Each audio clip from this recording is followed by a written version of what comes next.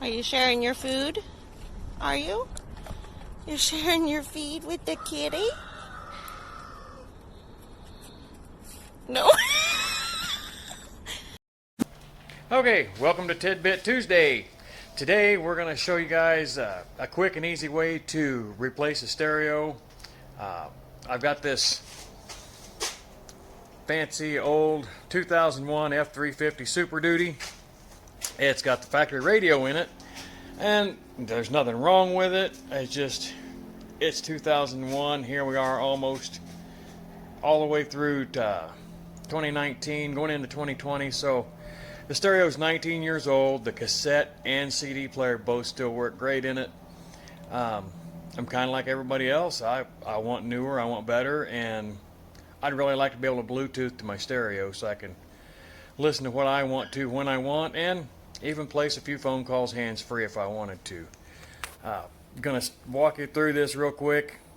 It's pretty simple on how to change these stereos out. You got to have a few things special, and I will show you what you need.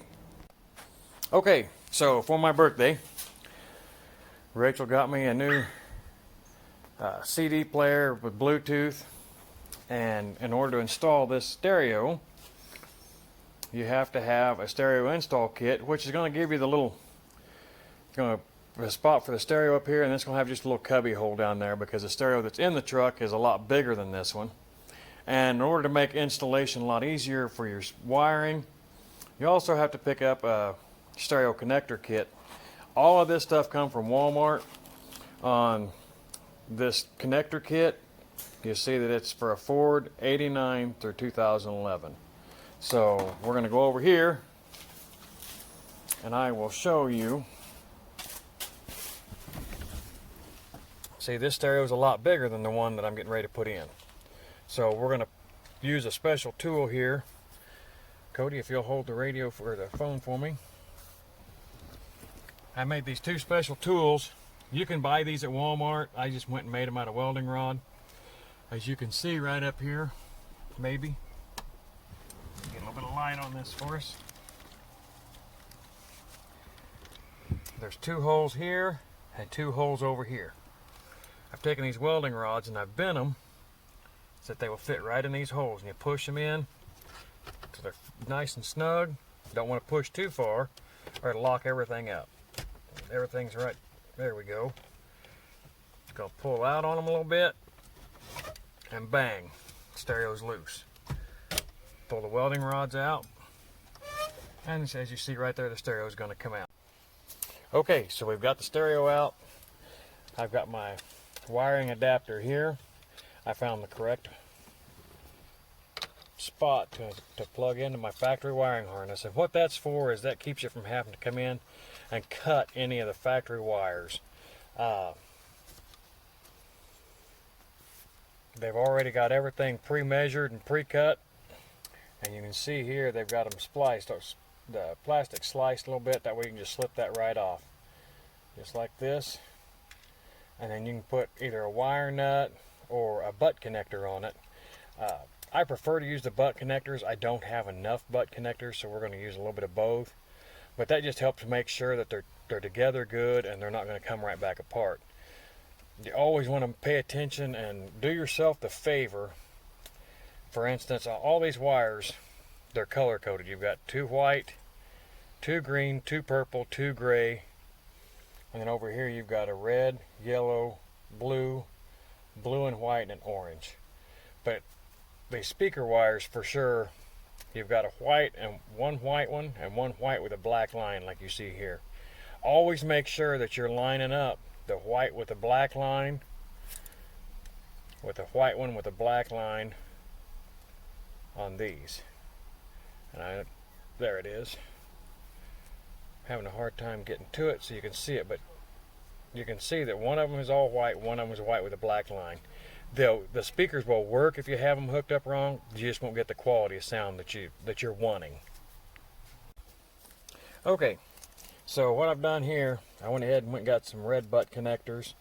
I like to use the butt connectors just because it keeps everything secured together a lot better. Easier to contain the wires. You don't have to worry about twisting it and trying to tape it, and then you run out of room, and it really looks kind of crappy. This way you know you've got good connection. All your wires are going to be secured in there pretty good. If you'll show it up here, that way I can start out with our green with the black. Right, there's green with black. Kind of give it a little bit of a twist. So it sits like that. Slide it up inside there good. And use these little pliers like this that they're made for wire stripping and crimping. Get right there on the end of it. Give it a good hard squeeze. Make sure it's crimped real tight. And then to check it, just kind of tug on a little bit. You want to pull real hard because then you can pull it apart. And you've got a cut wire and it's just a messy deal. And just go through and continue doing this.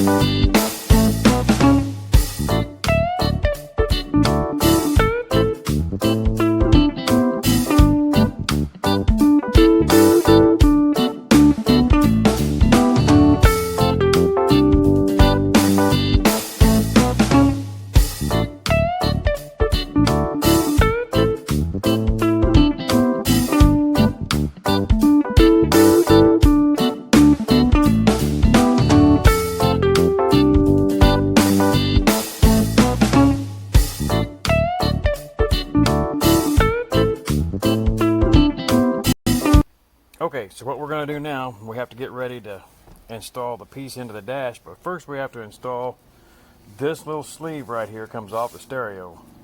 So what we're going to do is we're going to take a flat screwdriver, come right down here to this little spring point, and gently bend that out on both sides.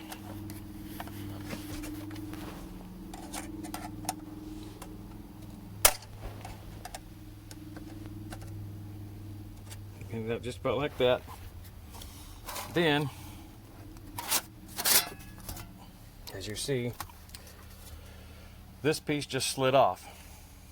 So we're going to install that into our dash bezel piece.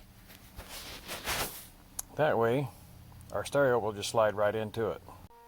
Okay, what I like to do too, you've got this whole big old glob of wires. I like to just take a little bit of electrical tape, just kind of tape them up a little bit, a couple different spots. That just kind of keeps everything a little bit neater for you. If you ever have to take the stereo back out, you don't have that big old mess of crap to fight with. Like I say, just kind of pull them up there. It doesn't have to be anything pretty or fancy.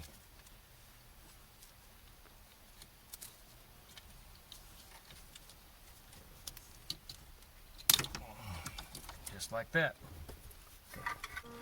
Okay, we've got our wires pulled through. Reach in here and find your antenna wire. Get it pulled out.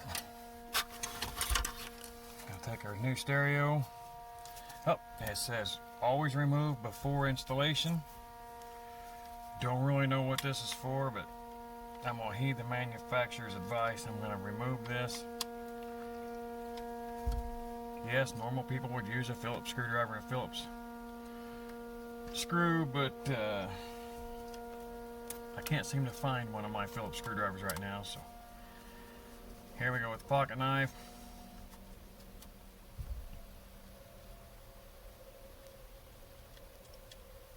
Got that out of the way. I don't know if this screw needs to be in there, so I'm going to put it back.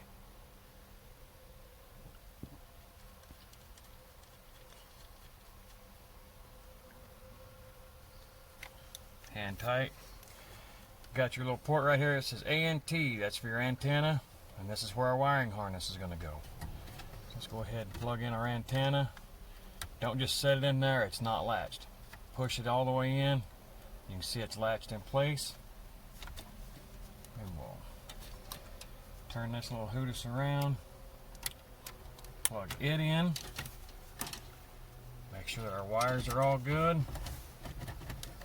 We're going to In Cody's words, we're going to finesse this thing in there after we turn it over. Got it right side up. Slides in a lot easier that way. Push on 2 corners. You hear it click. We are mounted. We're going to put the key in. Let's give this thing a test run.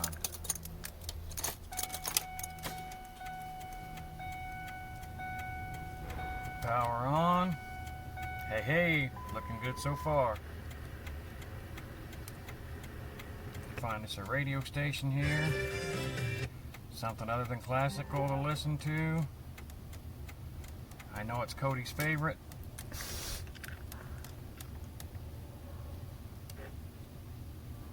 And that's how we install an aftermarket stereo.